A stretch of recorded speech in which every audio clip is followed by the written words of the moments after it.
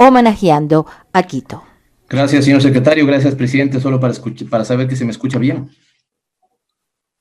Sí, lo escuchamos perfectamente. Gracias. Buenas tardes, Quito. Buenas tardes, país. Buenas tardes, asambleístas. Buenas tardes a todos los que nos pueden ver y escuchar.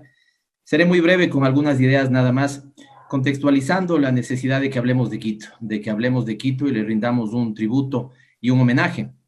Y por eso me parece que el tributo y el homenaje que necesita Quito es absolutamente injusto circunscribirlo a sus 486 años de fundación. No, Quito no empieza con la fundación española.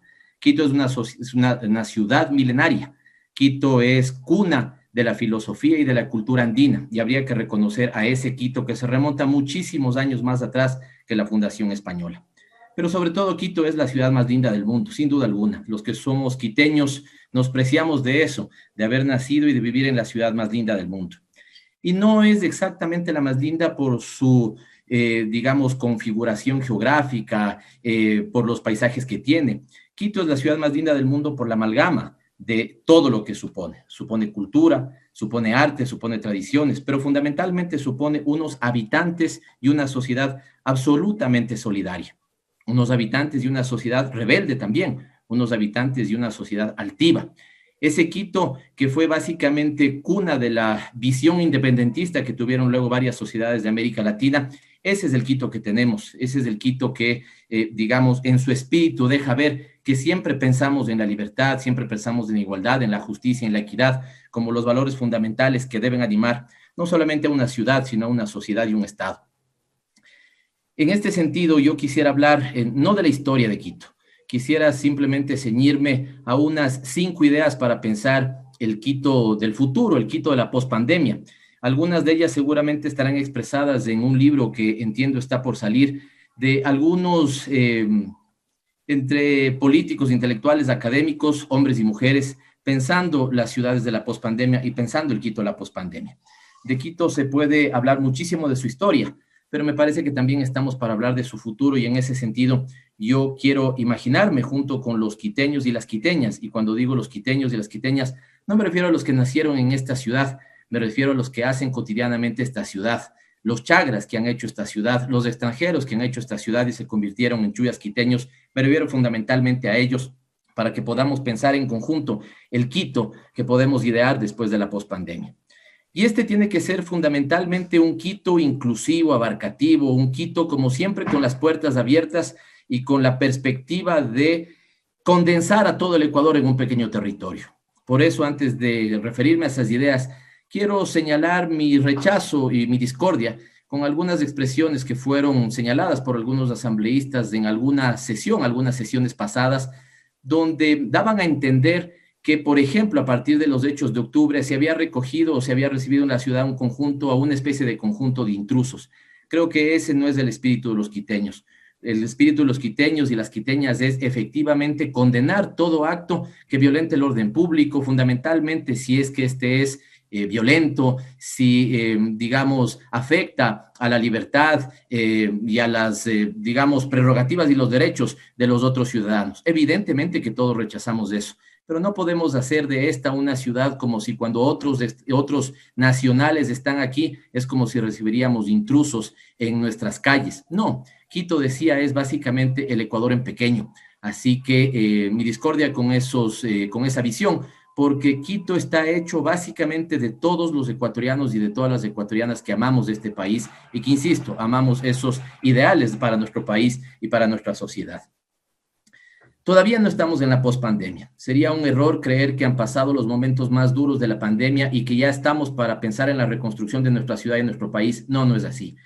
Todavía tenemos cosas muy dolorosas de parte de un Estado que mientras el mundo vive una pandemia, en el Ecuador lastimosamente vivimos una catástrofe. Y no me voy a referir a eso, creo que todos estamos lo suficientemente indignados de cómo ha sido llevada aquí, digamos, la atención a la pandemia. Y creo que lo que sí deberíamos estar pendientes y claros es que no estamos en la etapa de la pospandemia. Queremos sí que llegue la etapa de la pospandemia y debemos pensar cómo afrontar esa pospandemia y a eso me quiero referir. Pero cuidado, nos confundimos y creemos que lo peor ha pasado. Por eso sí comparto con aquellos que consideran que este no es el momento de los lindos festejos que hemos hecho a Quito, jugando 40, bailando sus comparsas, asistiendo a la carrera de coches de madera, haciendo bailar el trompo, digamos, ya sea en el piso o en nuestras manos. No, lastimosamente hoy no estamos para eso, pero eso no nos quita a que los quiteños, las quiteñas y quienes vivimos en esta hermosa ciudad gritemos ¡Viva Quito! Pero lo que sí podemos hacer, insisto, es pensar en este Quito de la pospandemia, y para eso quería expresar, presidente, asambleístas, quiteños y quiteñas, ecuatorianos, algunas ideas sobre esto. Quito tiene que, por primera vez, convertirse en un proyecto colectivo. Y cuando digo por primera vez no me refiero tanto a su historia, sino a los últimos años. Debemos entender que esta no ha sido una ciudad pensada como un proyecto colectivo.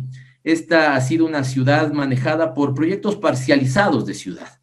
Y esto ha significado para la ciudad un desarrollo, sí, desordenado seguramente, pero no ha expresado la visión de todos pensando el Quito que anhelamos para nosotros, para nuestros hijos, y el Quito que queremos dejar para el futuro. Y esto es importante. Esto supone un reto también para quienes hagan las instancias de administración pública en el futuro, fundamentalmente la ciudad. Estoy pensando en la alcaldía. Debe convocar a una gran discusión para que debatamos sobre el tipo de proyecto y la ciudad vista como un proyecto colectivo. Muchas veces han sido los intereses económicos los que han marcado el desarrollo de una ciudad, en su momento determinado los intereses vinculados con los grandes centros comerciales, hoy con las grandes inmobiliarias, y no, debe haber espacio también para ellos, evidentemente sí, pero en una ciudad que se piense como en un proyecto colectivo. El segundo es que la pandemia nos ha llevado a mirar nuevamente las ciudades de los barrios. Cuando empezó la pandemia conocí de un barrio tradicional del norte de Quito que estaban haciendo una aplicación para que esta aplicación pueda conectar, por ejemplo, oferentes de servicios y oferentes de bienes con los consumidores en el espacio de su barrio, de su localidad. Me pareció una idea genial, no sé si ya la habrán logrado consolidar y cristalizar, pero me parecía que permitía entender otra forma de dinamismo económico de las ciudades. Estas ciudades como la de Quito, que es una metrópoli y amamos vivir en ella, ¿no es cierto?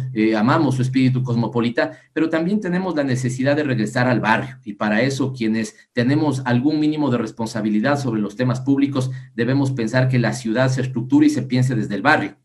Qué bien que hoy se pueda pensar como un tercer elemento que ponga en debate la promoción y la generación de empleo desde lo local. Quito tiene la posibilidad de hacer cosas que se hacían antes desde lo nacional y que se han dejado de hacer.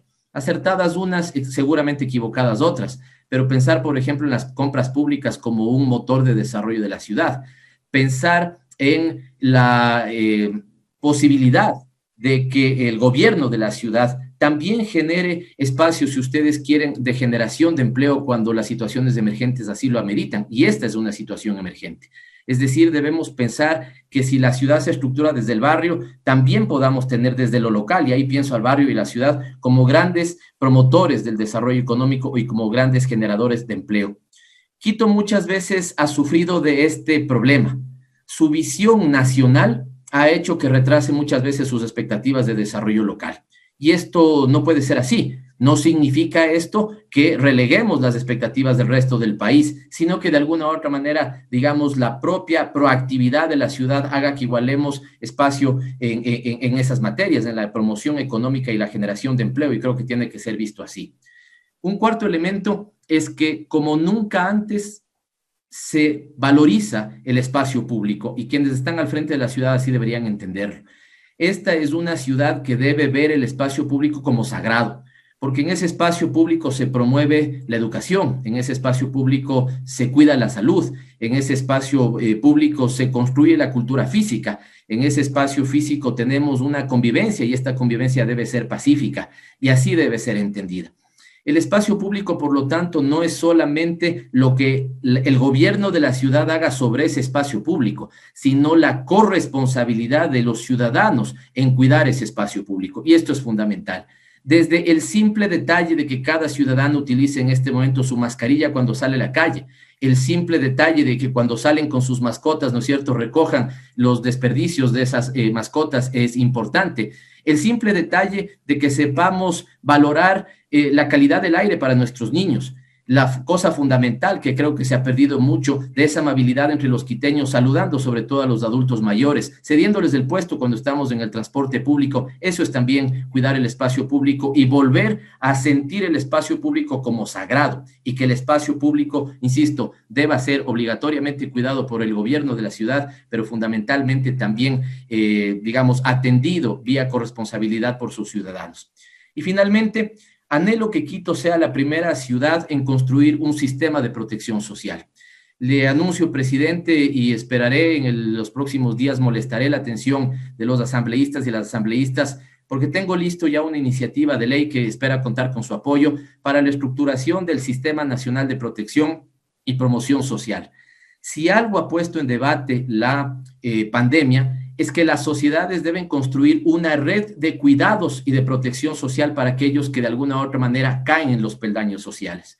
Esto termina siendo como aquellos que en el circo, ¿no es cierto?, están arriesgando su vida y cuando caen son protegidos por una red. Lo mismo debería pasar con aquellas personas que pasan lastimosamente de la pobreza a la extrema pobreza, de la vulnerabilidad a la pobreza, aquellos sectores de clase media que hoy han tenido que regresar a una, digamos, situación complicada en el mantenimiento de su economía. Debe ahí construirse, por esfuerzo de lo nacional y lo local, un sistema de protección social. Debemos ahí priorizar y tener como política de Estado el desarrollo infantil integral. Debemos ahí cuidar a las mujeres, que cada vez son más violentadas y agredidas en su entorno más cercano y su entorno familiar. Yo creo que todos debemos tener vergüenza de que cada 72 horas una mujer es víctima de violencia y muere por causa de femicidio, por ejemplo.